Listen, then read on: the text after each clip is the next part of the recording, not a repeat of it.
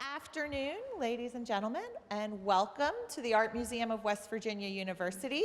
This is the last iteration of Lunchtime Looks for 2024.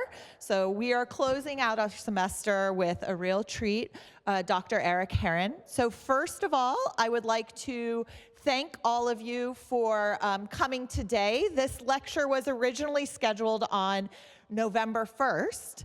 And then Dr. Herron had the opportunity to work and study the electoral process in Western North Carolina after Hurricane Helene and see how that disaster impacted election processes. And of course, we didn't want to keep him away from that important work. So I appreciate you all adjusting your schedules and being here. Dr. Herron is the Eberly Family Distinguished Professor of Political Science, and he is an expert on international political systems, particularly election systems. Dr. Herron is also our faculty fellow here at the Art Museum of West Virginia University. So we initiated a program to encourage interdisciplinarity across the university, in which we invite scholars to submit applications to work with us and our collection as part of a summer research program to propose an exhibition where they use the lens of their expertise to create something for you all to experience here with our art. So Dr. Herron today is going to talk a little bit about that process. He was selected as our fellow particularly because we knew we were going to be in a national election cycle this year, and that as a university museum, we are often reaching students and young people in their first election cycle that they have the opportunity to participate as voters. So we were thrilled by his application. My colleague Robert Bridges and I co-curated this exhibition with him, and we were thrilled to work with him in this process. And I know you all will be equally thrilled to hear from him about all of that. So without further ado, I give you Dr. Erik Herron. Thank you. Thank you, and I want to start by thanking Heather and Bob and the whole staff of the museum. It has been a really extraordinary experience to be a fellow here, to work on this exhibition.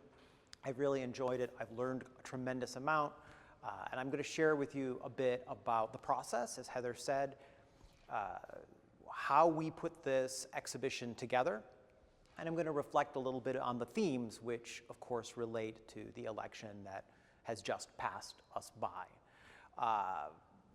Heather mentioned that I had to delay this particular talk because I was in Western North Carolina. So I've done some research on responses to crisis situations in an election period.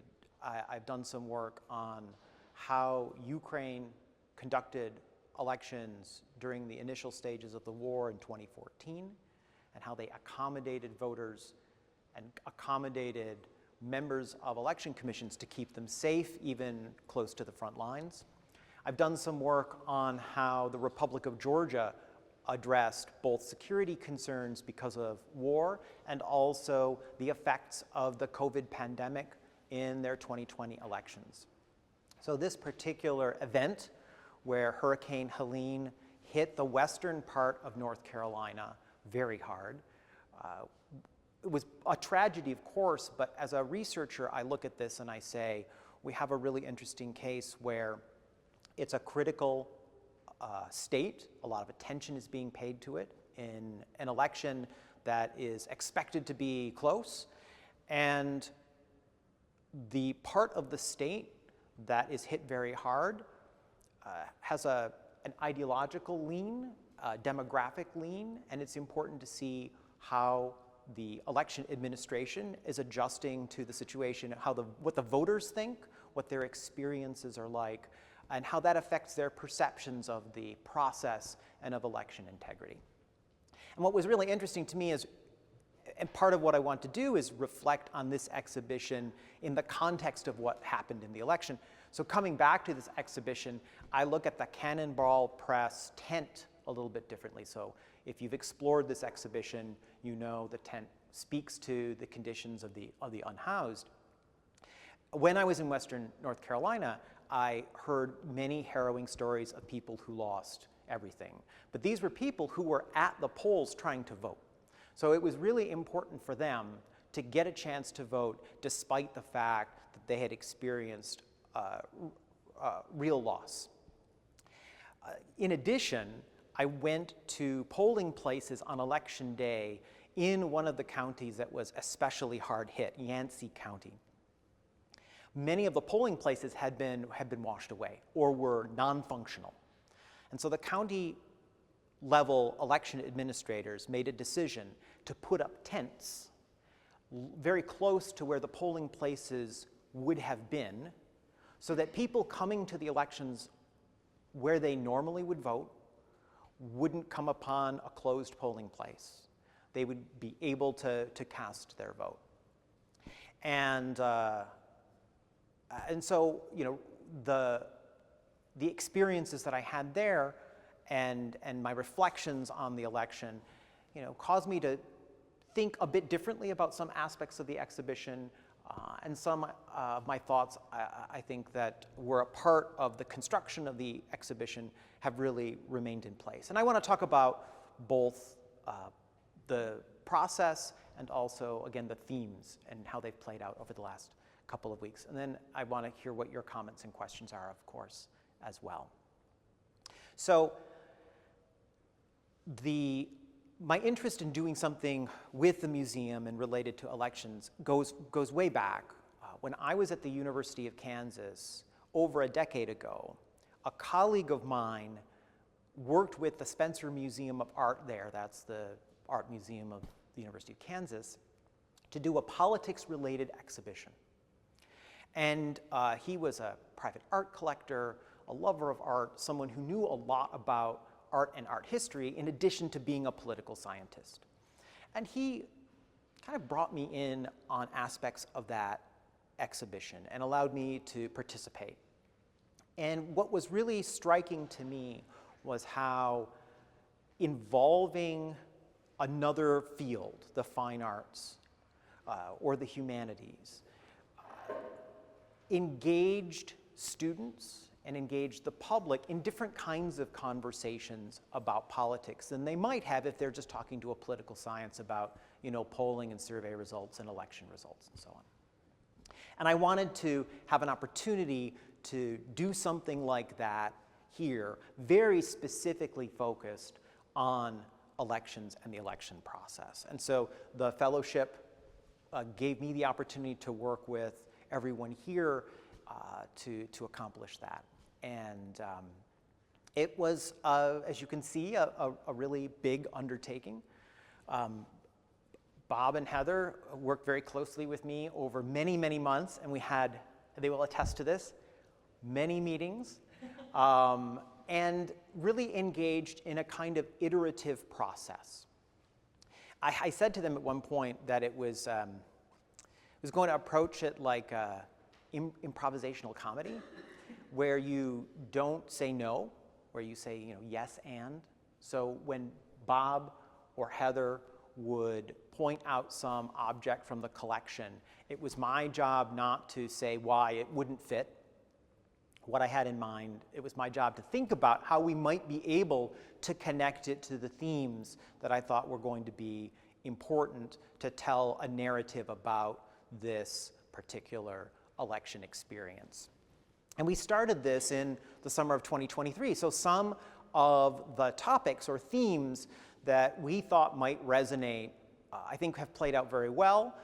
There are some themes, and in conversation with students, they pointed this out, that maybe we didn't emphasize in the exhibition and in retrospect might have done more of if we were planning this exhibition now.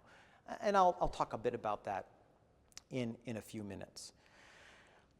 For me, the key point of organizing this exhibition was to find artwork that could be engaged in conversation with other pieces of art, to evoke conversations about politics that might not happen if you were just looking at one particular piece in isolation. And many of the items here have that kind of built in. There are connections that the artists themselves have drawn to other artwork or references that they're making that can get you to think about that. So, for example, right behind you, there's the Sue Coe piece, What a Golden Beak, They Want War. That's a direct reference to Goya artwork. So there's a reference built right in. The Shepherd Ferry piece, to my right and to your left, you can recognize the Great Wave off Kanagawa by Hokusai, as a direct reference. The piece by Derek Adams, Self-Portrait on Float, refers to a photograph of Martin Luther King Jr. that appeared in print decades ago. So the artists themselves are making connections. And for me personally, when I recognize connections, it's very exciting to me. It's the kind of thing where I'm reading a book or watching a film and I recognize some reference that an author or an artist is making. It kind of gives me a rush. And so I wanted to see if we could find ways that the visitors could make connections and think about the objects themselves and the themes of these objects in a different way by connecting them together. And sometimes the connections that people made were the ones that we maybe had in mind, and sometimes they weren't. So you'll notice all around the exhibition that we have labels that are connections labels, where we have pointed out themes that unite one piece with a partner or a series. But visitors have found their own ways to make connections, and I find that to be really interesting and engaging to have conversations with people about how they've made connections. So if any of you were at Tracy Campbell's event on campus, he's a historian, he came and did a talk for us related to this art exhibition. He was here in September. I brought him to the museum, and he was really focused on the collage right there, the Jenny Odell photo collage of ships. Now, I had initially incorporated it into a section where we were going to talk about or have people reflect on global and local issues, thinking about this from the perspective of like container ships and the economy and so on. He looked at it in a very different way. He's a historian of American social and political life. And he said to me, I can't take my eyes off this because it reminds me of diagrams of 17th and 18th century slave ships.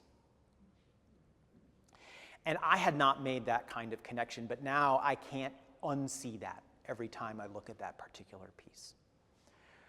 One of my students, when Heather and I had our classes meet here right after the election, and some of the students are here today, one of the students from my class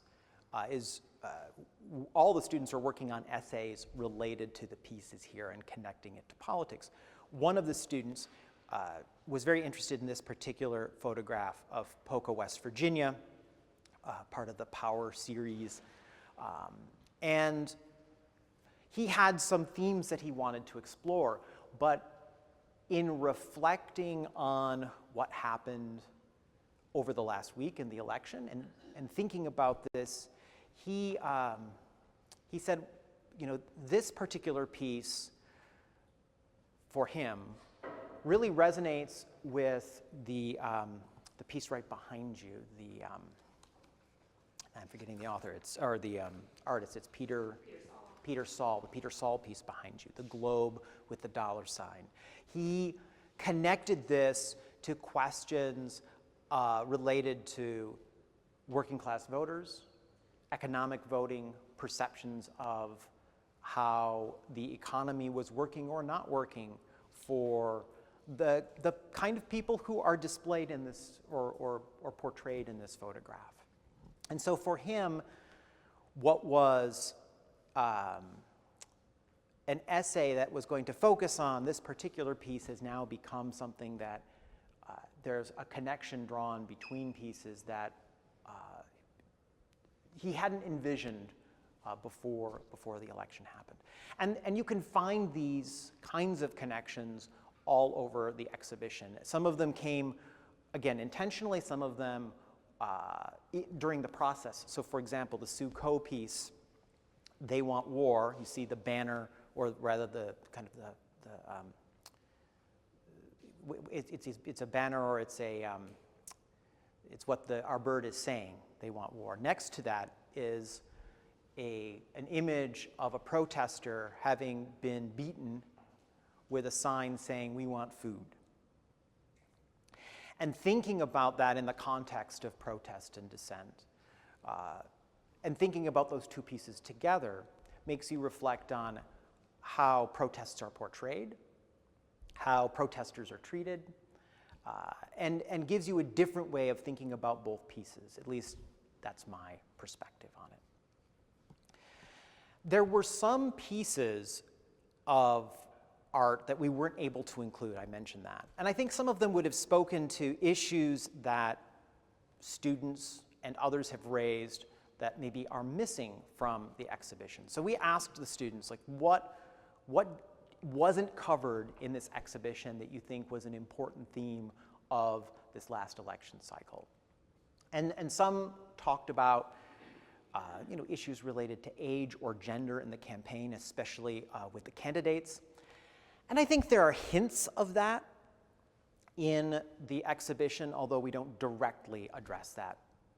If you think about how the themes are organized, as you enter the gallery, the main theme is who is a part of our community? Who do we welcome? Who do we exclude from our community? And it starts with photographs of Preston County and New York City, kind of emphasizing urban and rural differences. It moves through to questions about rights and responsibilities, so individual rights and collective responsibilities, to the section on protest and dissent, workers and worker rights, global and local, and here to the past, the present, and the future as seen through the lens of energy politics and energy policy in a place like West Virginia.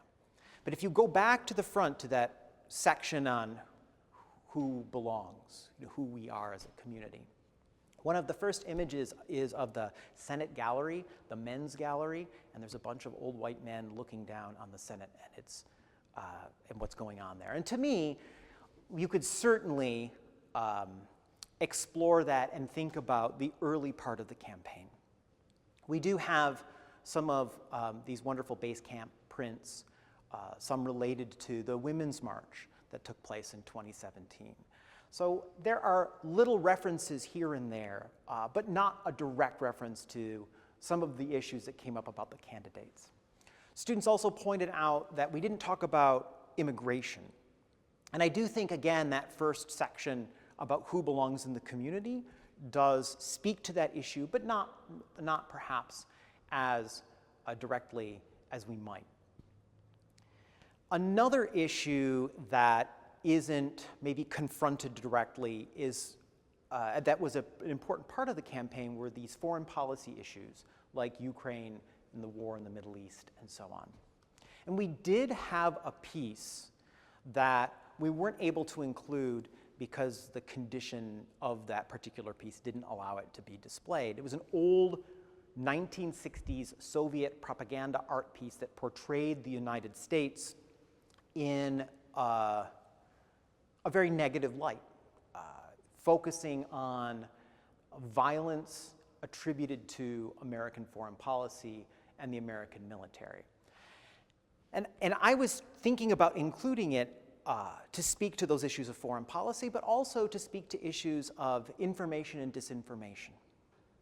But we weren't able to include it, and you can't include everything. So I just want to wrap up here by thanking everyone for coming. I'm really interested in hearing your thoughts about the exhibition, about the election, maybe how you think differently about this particular exhibition after, with the election in the rearview mirror. I'm really grateful that the museum has created an online walkthrough of this exhibition so that even after it closes, it'll still exist in some form, and I can go back and reflect on it, and you can go back and reflect on these things as we move forward into what is likely to be a very contentious 4-year period in front of us. So I want to thank you for coming, and I'm really interested in engaging with you and talking about either the process of putting together this particular exhibition or some of the themes and how they resonate or don't resonate after the election that happened last week. So thank you. And to that, well, let's applaud for Herron. To that end, we are recording this so that this talk will also live online and in perpetuity. So if you do have a question, if you wouldn't mind taking the microphone so that we could get it on record instead of having me badly paraphrase it as I did in the early days of us recording. So yes, but now I'd like to open it up to a bit of a dialogue and questions with Dr. Herron, or if you have any questions for myself or Bob, that's fine too. Anybody?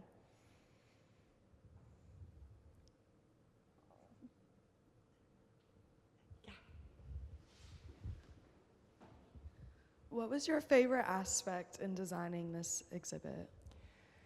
I really loved the process of seeing all the pieces in the collection and trying to figure out how to piece them together and create a narrative that made sense.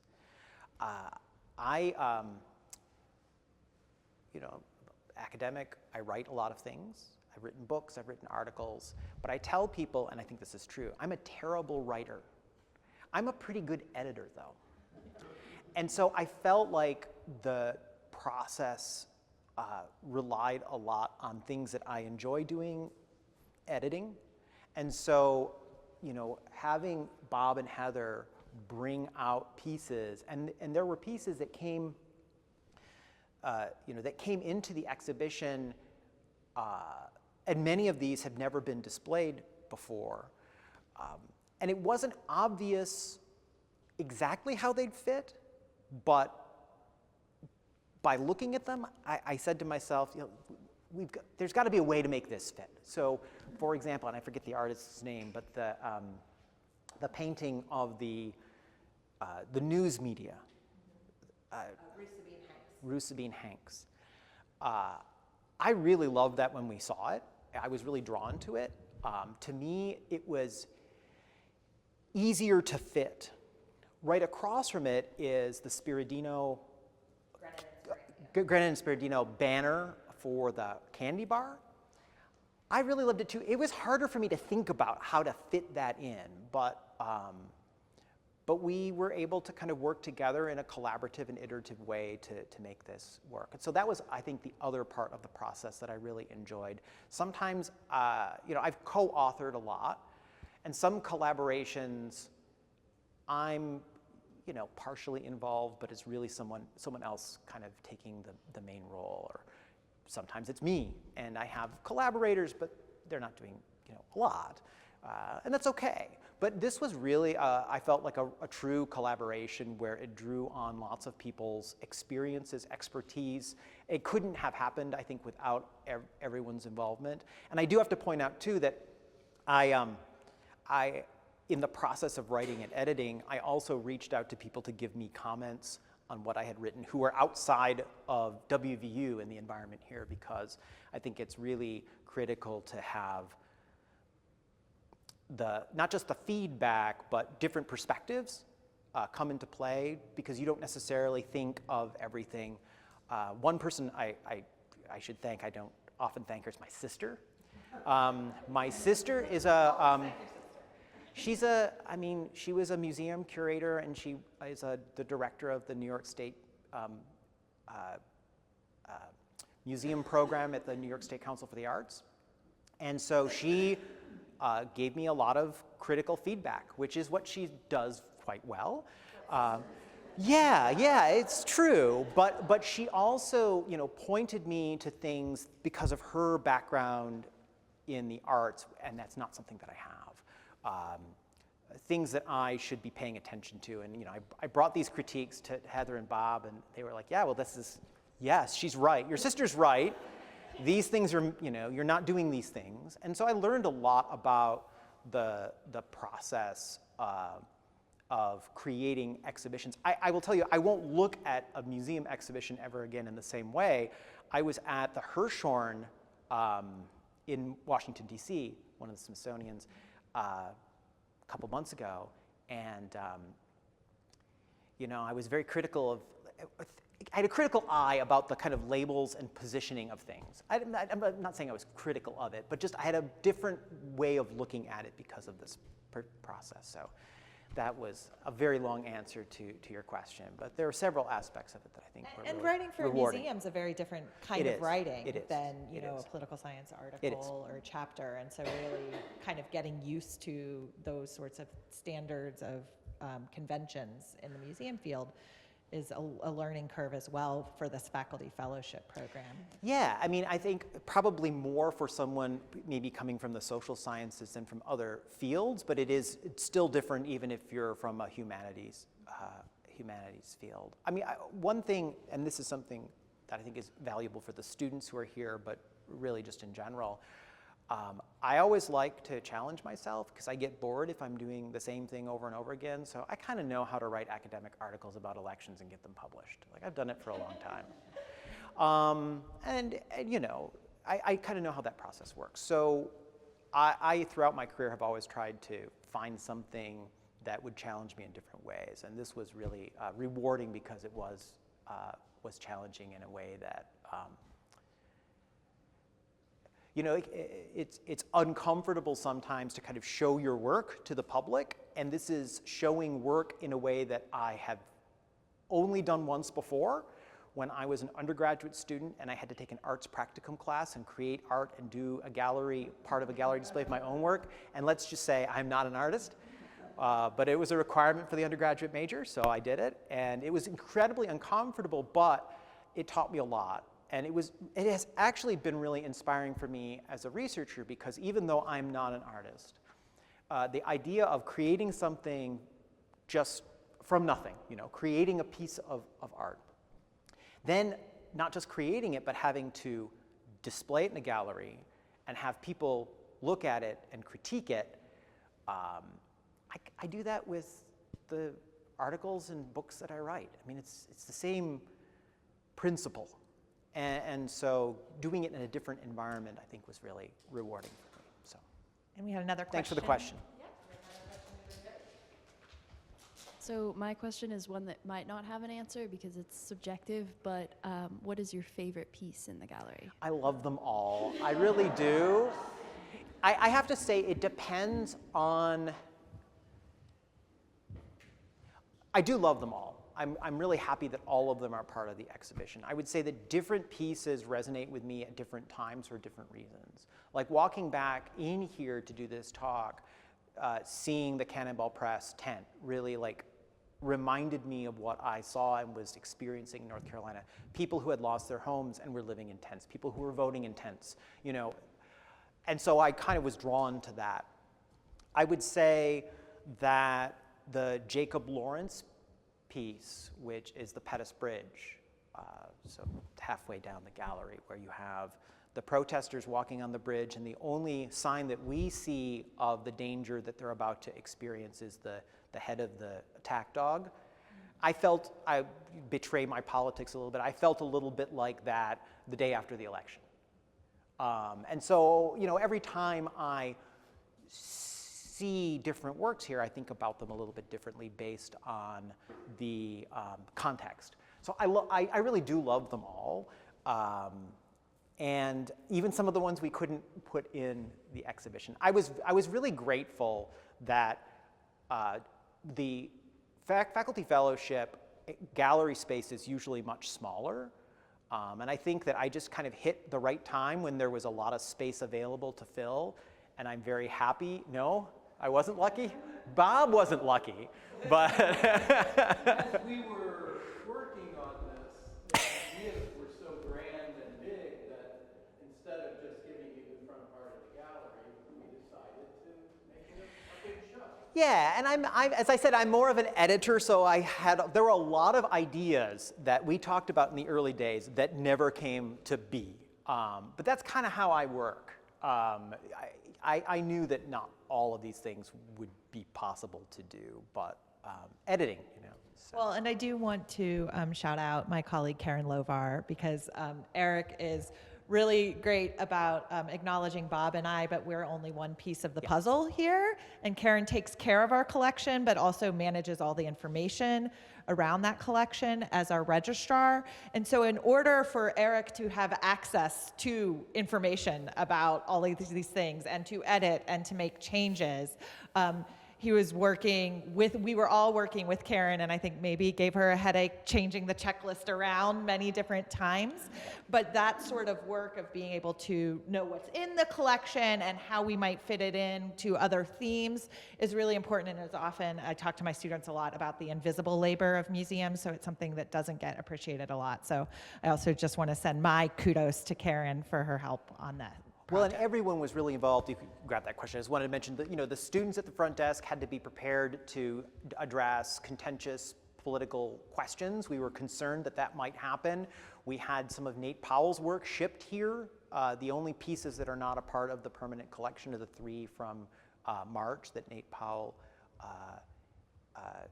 loaned to us. And then, of course, having the polling place here created a whole set of additional logistical challenges, and I'm really glad that was able to work out, because I think it was an important part of the overall experience.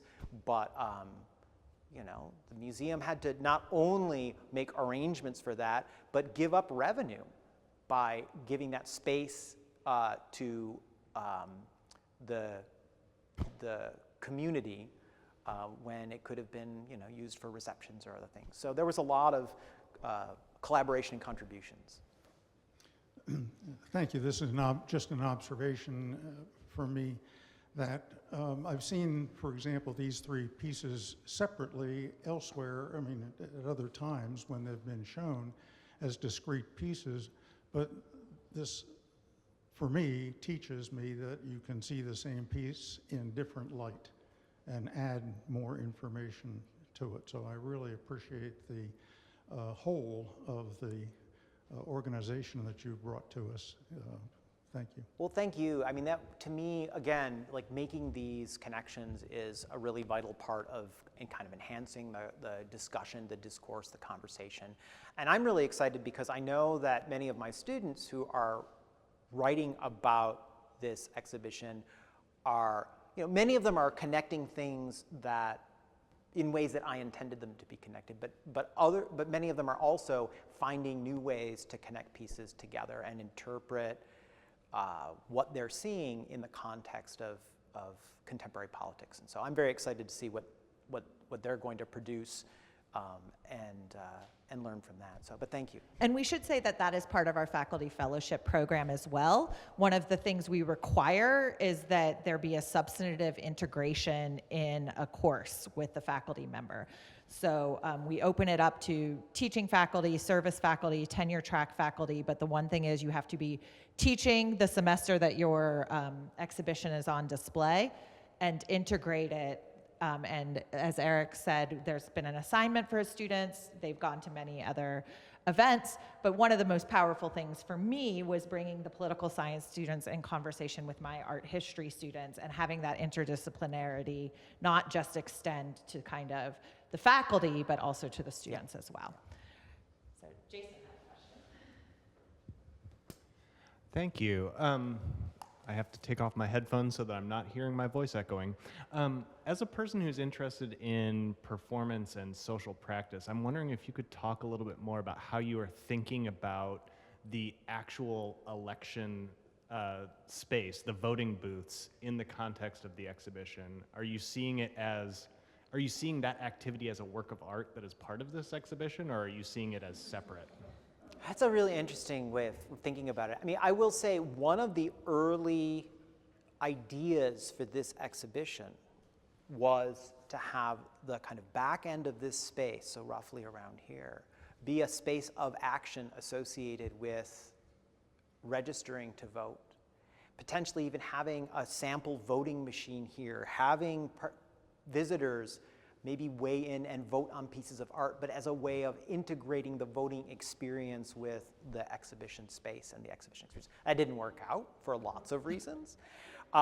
We couldn't get the voting machine. Well, that was one of them. It turns out that the county needs all of its voting machines on election day, and they don't have any spares that we could appropriate and use here.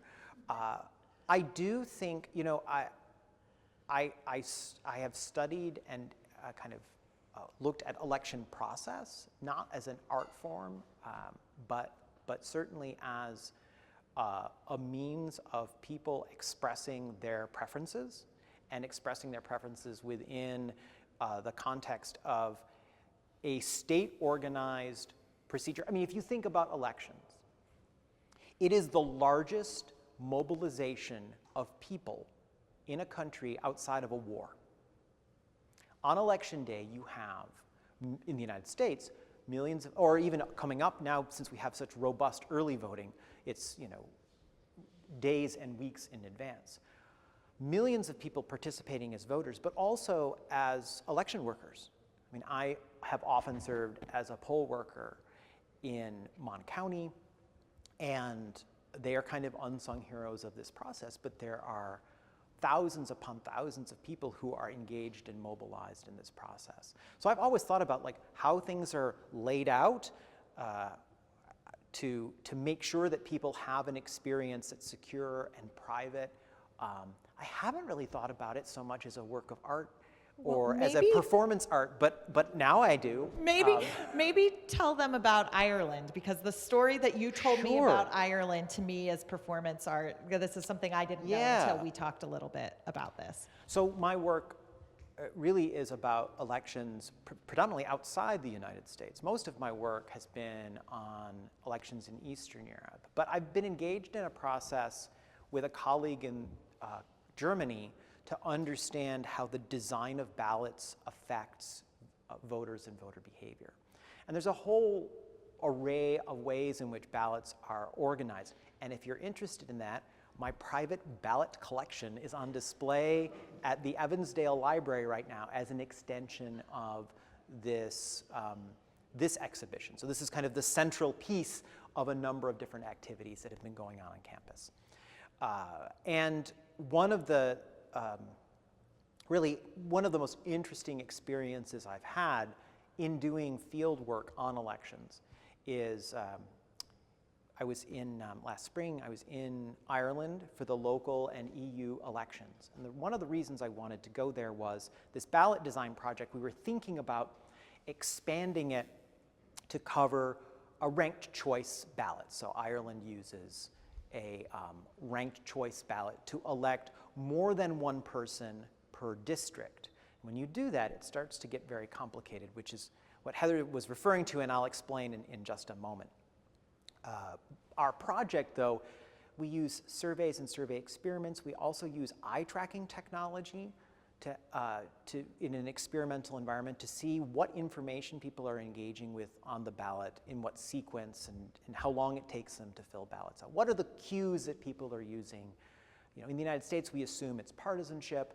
In other societies, there's other information that's on ballots that might affect the decision-making process.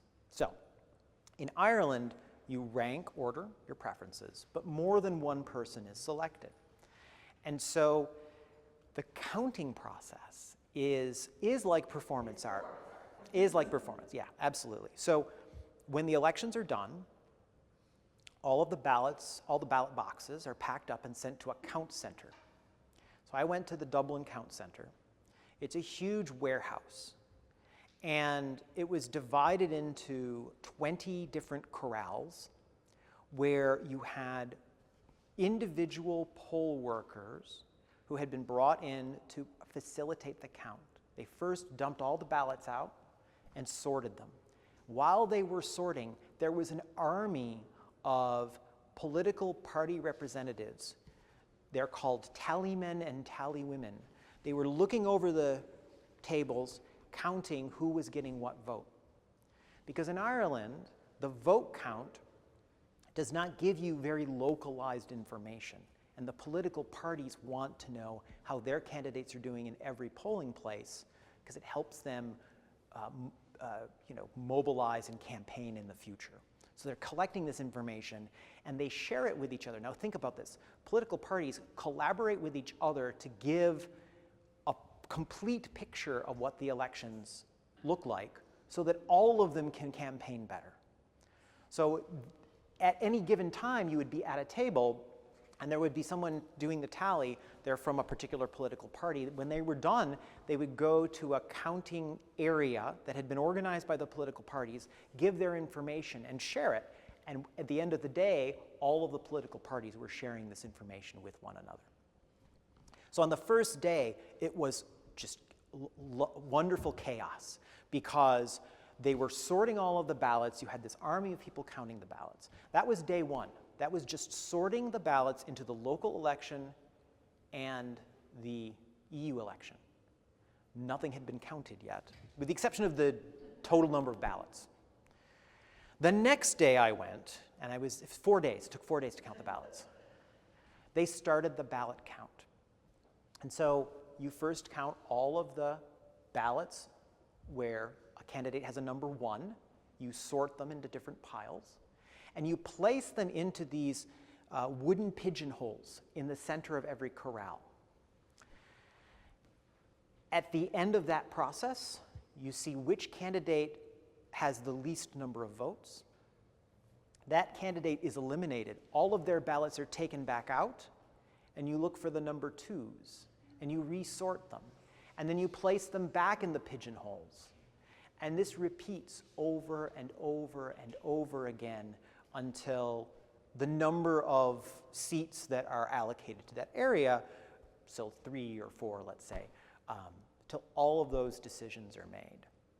And I was really fortunate because I made some friends through my network and I kind of had the VIP backstage pass to all of the decision making, and I learned a tremendous amount about kind of the art and the science of this. When I teach this to my students, I tell them a very mechanical process of how these votes are counted. It turns out that the people who are involved in that counting process have a lot of flexibility in what they do and in what order. And they do it in a way to maximize efficiency. So they'll change the process to be more efficient. That is something that you see behind the scenes. The people out front don't really know and it's as the much about people what's out front that I think made me think of performance art, because one of the things you said, because of course Ireland has the technology to do this all electronically. They don't need to sit in a big warehouse with pigeonholes in 2022. And they rejected that. And they rejected it precisely because Yeah. it is this communal event Yes. that people come and witness. And the news, it's treated like a sporting event, and people love to watch how the tallies are playing out. And what's happening is again treated, about 20 years ago or so, they did a pilot of electronic vote counting, and everybody hated it. So they went back to counting the paper ballots in the way that I've described. And it is this sporting event, and you get the moments where people realize they've lost, like in a sporting event, and things change. There was one candidate who was a radio personality, right-wing radio personality, who was doing pretty well, but the data people all knew he was not going to win this seat. And at one point, when it was very obvious, they were stacking the new, they had just eliminated some candidates. They were stacking all of their votes to then determine what the next count would be.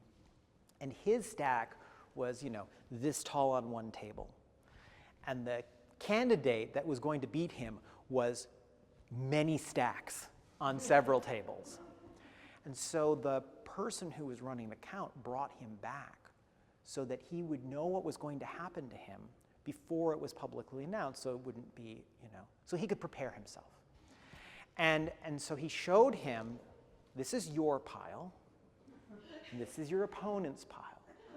And his response, I wasn't there for the response, this is what I was told, but I could still win, right? And he was told, this is your pile, and this is your opponent's pile. And so the news media covered it like, again, a sporting event, even more so than we cover elections like sporting events. Well, here. that's what you've told me the story in our Yeah. collaboration a couple different Yeah. times. And in the minute that Jason, I could imagine a performance art piece of the movement of the ballots, for sure. Let me just, one quick additional version of that. I watched the same kind of vote count in Japan, and I said to you it was a little bit chaotic in Ireland. In Japan, as the stereotype of Japan might suggest, it was much more orderly and like an assembly line. It was incredible. At the moment that the ballot boxes were to be opened and poured out in their counting center, there was an announcement made, and at that moment, every ballot box opened and was poured out at the exact same time.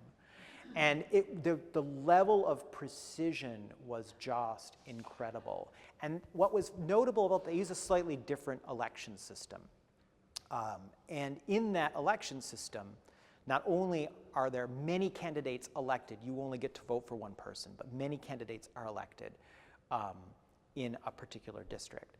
But you have to handwrite the name of the candidate. And so sometimes there are candidates with the same name.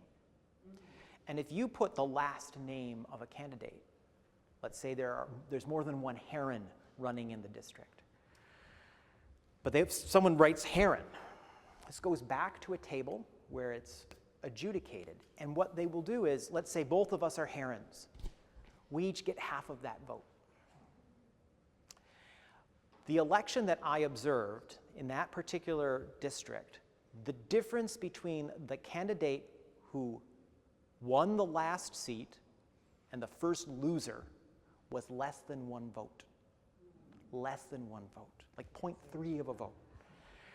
So imagine, think about the controversies that we have in the US for close elections. There wasn't actually much of a controversy there because they were both from the same political party. But you could imagine if they were opposite parties, opposing parties, it would be different. I think we have time for maybe one more question.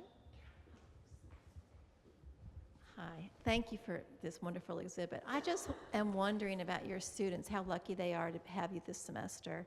And do you see a difference in like deeper learning or conversations that you would never have expected?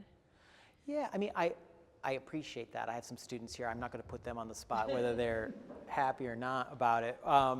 When you do something different like this is a very different experience than most students would have in a political science class about elections. So bringing you out to the museum, making you ride the PRT, and contemplating this from a more humanistic and fine arts perspective than what I would typically do.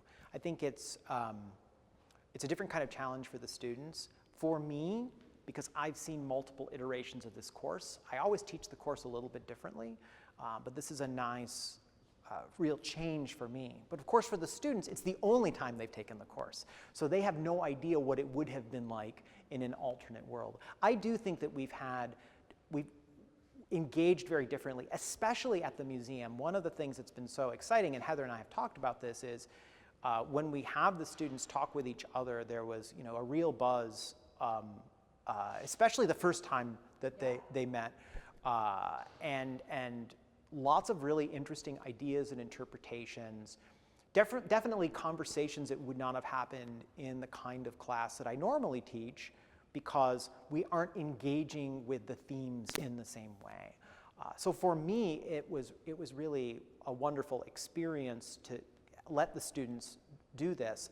They don't know how different it was, but I think that there are a lot of benefits to interdisciplinary and multidisciplinary teaching, and that's one of the reasons I wanted to do this. I was able to work with Heather several years ago in an honors class I did, and we had a similar kind of experience where we came out to the museum, and I do think it's really valuable. And I know that other classes came out here to engage with this exhibition, and so I'm really grateful that it had it resonated beyond just our classes. Yeah, as no, well. we had a leadership studies class here yesterday. On Tuesday, we had 100 and some art history 101 students. So again, experiencing from different lenses is one of my favorite parts of my job, and it's really a pleasure to bring others into it. So I think that's a nice place to close. Again, thank you to Erik. And thank you all for being here. As I mentioned, this is our last lunchtime looks of the year. We have one more public program that's going to be offered Saturday, December 7th. It's called Unwind at the Art Museum, Fiber Arts for All. So it is in response to our upstairs exhibition, which if you haven't seen, Mapping Climate Change, the Knitting Map and the Tempestry Project, is a tremendous installation of a knitted piece by Irish artist Jules Gilson and the Tempestry Project. We will have the opportunity to engage in some beginner knitting, crochet, and embroidery workshops. We will have cardboard looms and a massive community loom and friendship bracelets for young people in your life. And also, if you are a more experienced fiber artist and just want to bring your current project and sit around our fireplace with some hot cocoa and stop over and see some art for inspiration, we would love to have you there. So that will be going on as kind of to round out our semester on December 7th from 12:30 to 4:30 in our grand hall. And then we'll close down for a bit to magically transform all of this so that we can reopen with 3 new exhibitions for you on January 24th. So we hope to see you again soon. Have a lovely holiday season and Happy New Year if we don't see you before then. And Happy Thanksgiving. We're thankful for all of our supporters. Thank you.